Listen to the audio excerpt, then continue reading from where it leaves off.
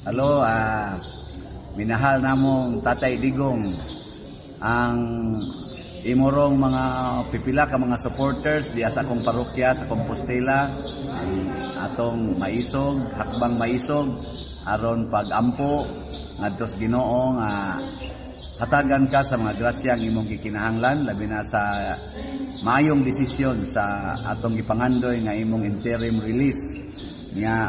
Muna, bisag unsa pay mahitabo, kami dili na gid mi moingon nga ang imong contribution sa among kinabuhi nga mga Pilipinos mawa.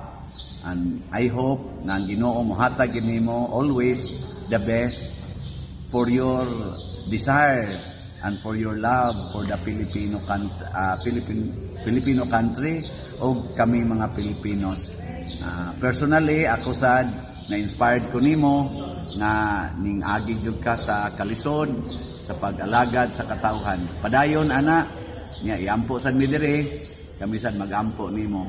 And for this, we trust in God.